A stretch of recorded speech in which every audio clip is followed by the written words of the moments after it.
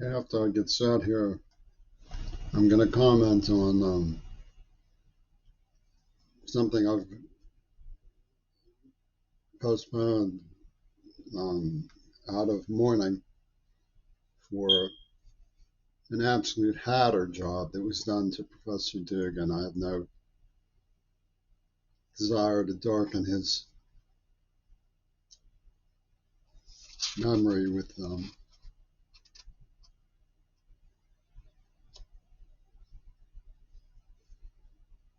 context it happened in for me.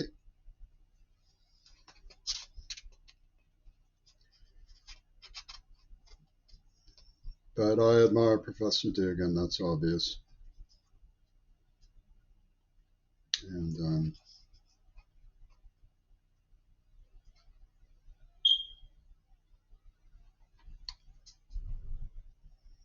I have no direct opinion about Alexander Dugin except that I've observed academic discourtesy towards him. One of the challenging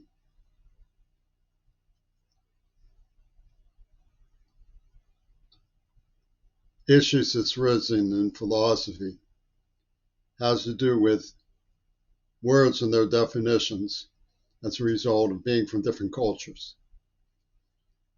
And Alexander Dugin is not guilty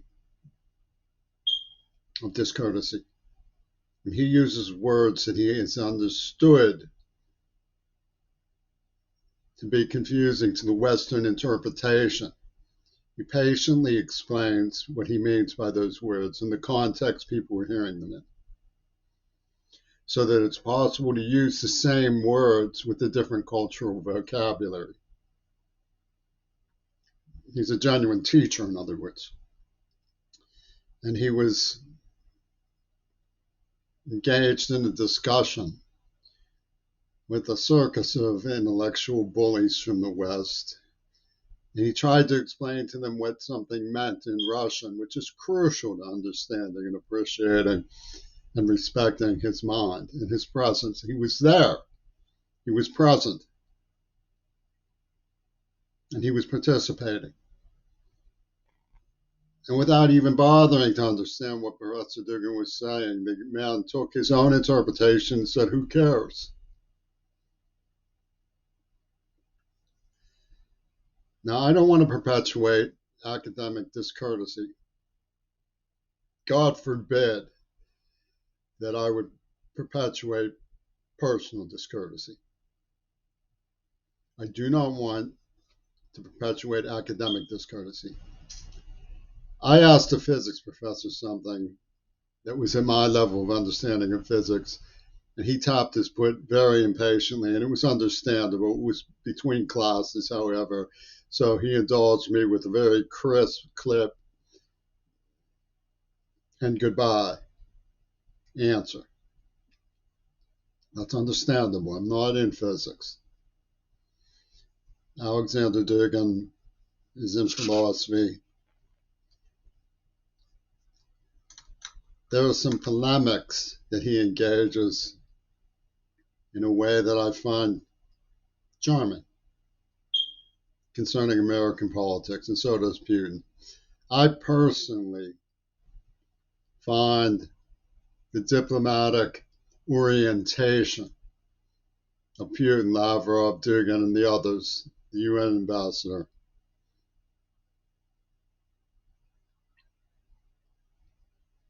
engaging.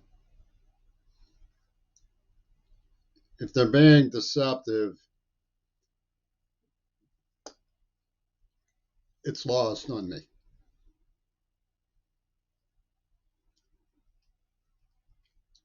Now, I have been considered blameworthy by the Bush administration, whoever it was who said, "This is an object lesson. We anticipate what his arguments will be. He's going to be soft on communism. And he will grow into his rule. He will discover the answers to his own misguided beliefs." And it's an academic problem in the West. I would like to believe that Alexander Dugin had nothing to do with that. But as development of modernity, Ayn Rand described Mallory refusing to allow Howard Roark in the door at first. He said, I want to be sick every time I see one of your buildings because you can't possibly live up to what I respect about you, which is your work. I don't want to find out that. I would rather believe that Professor Dugin would understand that I was just a child. But making me blameworthy of things is a kick for the federal establishment.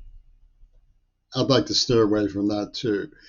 Out of academic courtesy, I didn't impose myself on a postdoctoral level Russian philosopher as a graduate from a community college. Now, the polemics I'm talking about intrude mostly during introductory space on the dialogues that are online with regard to Alexander Dugin. And I'll take a couple of examples, quick examples, to show why I decided to make this orientation to my own opinion about Professor Dugin, which isn't political, but I have a politics. And Putin once said something about common ground. It was a reference to Jesse Jackson's movement, and I was applauding him for doing that. It's very difficult to see other than through the lens of antagonism for the neocons and the neoliberal establishment and Hillary Clinton's presumptions, how Professor Dugin can both reach out to the Rainbow Coalition and applaud Donald Trump. There must be something, it seems to me, that he misunderstands about the pragmatism that he applauds. But I think the way to go about looking at that is not by creating friction through ordeals, which is what these perpetrators in America are doing to me in the psychology of their approach to creating a dialogue, which is just between a student and professor at the very best. So if he is in the realm of species who have loaded arguments about me, I'd really rather not know. And that's another reason why I try to back off. I'm very curious. He's a brilliant professor. And the things that he says stick in memory as challenges that seem worthwhile to understanding. But certain academic questions come to mind. I don't like the brokerage in media, but they don't have to do with the philosophical questions. The brokerage in media is the idea that political correctness means accept or you die, or that there's some kind of punisher of karma theorem behind the movement that tortured me and promoted Neva pornographic in an elementary school and sees only sin in sex and not an absence of a regulatory agency, which I believe we need over Hollywood generally, not just in smut. But the issues in academics eventually come out. And there are two questions I would have from what I've heard of Professor Dugin as a novice to the issues that he's raising. One of them is if the Enlightenment and modernity is, as you say, Professor Dugin, an error from the start. Could you explain who you see Erasmus as and what his role in the church was? because he began, in some ways, the Enlightenment by bringing an end to the Dark Ages through the restoration of the Greeks who had been preserved thanks to Muslim culture. My second question is, when you make an argument for multiplicity in cultural affairs, I do happen to entirely agree with you. I believe that comedy comes from understanding, meaning the courtesy of seeing the other person's point of view and understanding it to help keep each other safe. I don't want to embark on the mean-spirited business of discussing what happened in the Ukraine. Enough should be known to my comments in support of Jeffrey Sachs and RFK Jr. to ascertain how I feel about that. But I do wonder if you're saying that Galileo was a mistake, that he should have cooperated with the idea that the sun orbits the earth because of its deity centrism.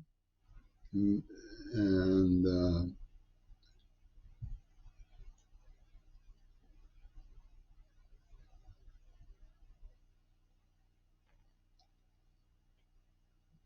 putting the human soul first, its relationship to God.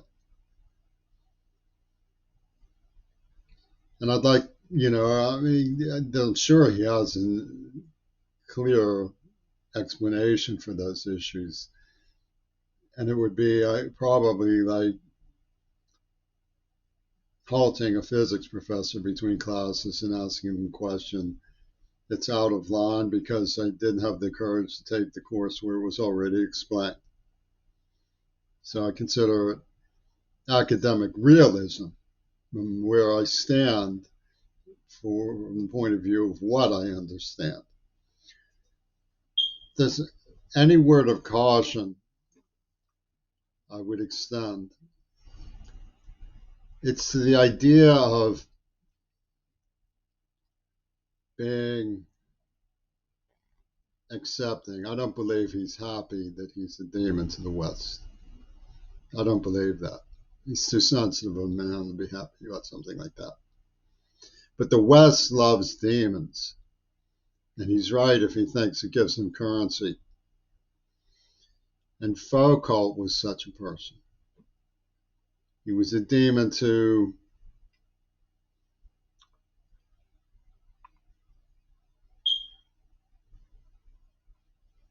the academic standard that made him a guru of a cult. I want to make sure that I clarify something. I don't see Professor Alexander Dugin as a guru of a cult. I see him as a victim of misrepresentation. That's just my opinion. But it is my opinion.